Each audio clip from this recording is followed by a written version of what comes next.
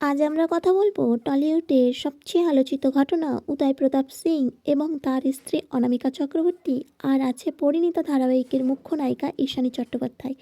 এই ত্রয়ীকে ঘিরে সোশ্যাল মিডিয়ায় বিতর্ক তৈরি হয়েছে, যা নিয়ে আজ আলোচনা করব।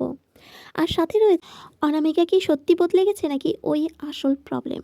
একটা জিনিস খেয়াল করেছেন, একসময় উদয় প্রতাপ সিং আর অনামিকা মানে কিউট কাপল, সব কিছু শেয়ার, সব কিছু ভিজিবল, কিন্তু এখন ছবি কম, ইন্টারাকশন নেই, ভাইব কমপ্লিটলি অফ, আর সবচেয়ে নোটিসেবল অনামিকা অনেক বেশি কোল্ড।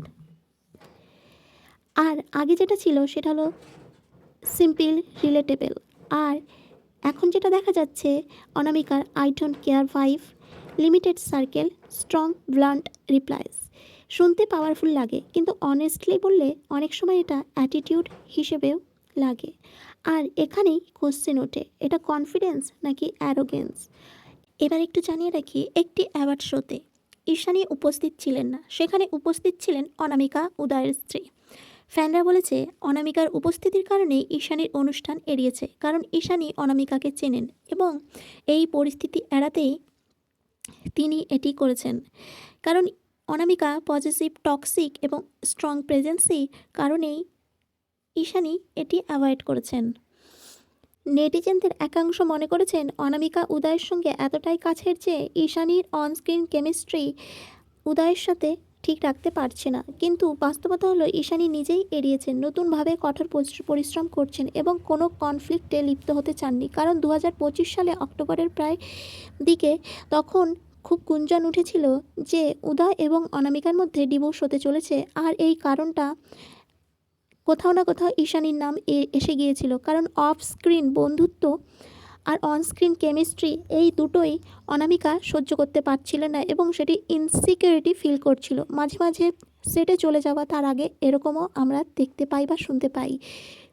2025 সালে অক্টোবরের ওই দিকটায় তখন অনামিকা হঠাৎ তার সোশ্যাল মিডিয়ায় থেকে সমস্ত উদয় এবং তার ছবি ডিলিট করে দেন এবং এই বাহানায় বলেন যে আমি কাজের জন্য প্রোফাইলটা রেখেছি এবং কাজের ডিটেলস শেয়ার করবেন।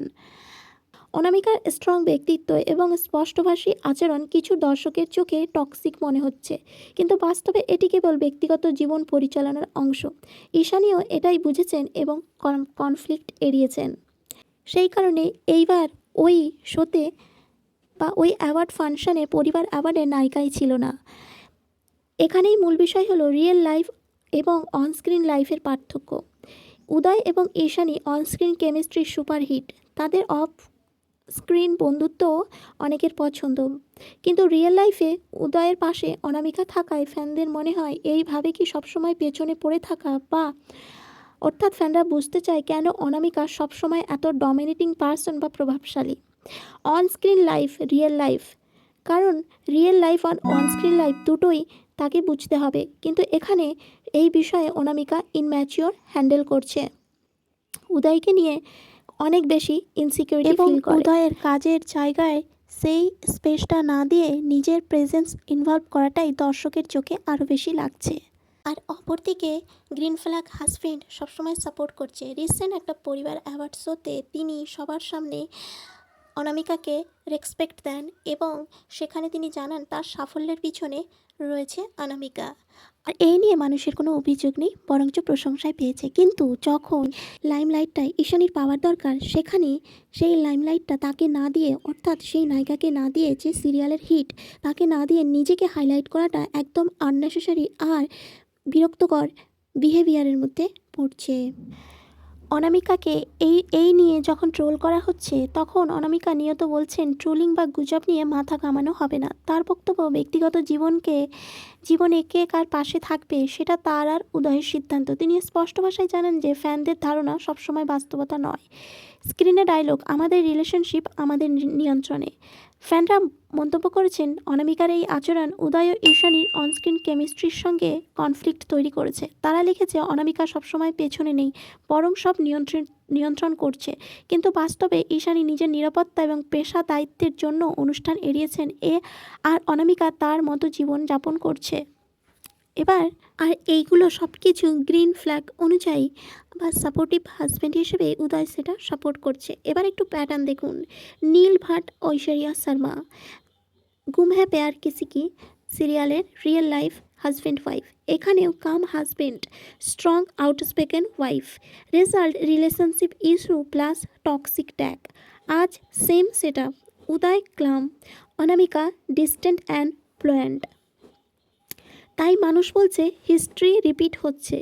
কেউ কিছু ওপেনলি বলছে না, কিন্তু সাইন ক্লিয়ার, ছবি ডিলিট, ইনডাইরেক্ট পোস্ট, সাইলেন্স এবং ইনম্যাচিওর আনপ্রফেশনাল কাজের জায়গায় ইনভলভ। আর এই সাইলেন্সটাই সবচেয়ে কারণ হ্যাপি রিলেশনশিপ ইউজুয়ালি এত কোয়াইট হয় না।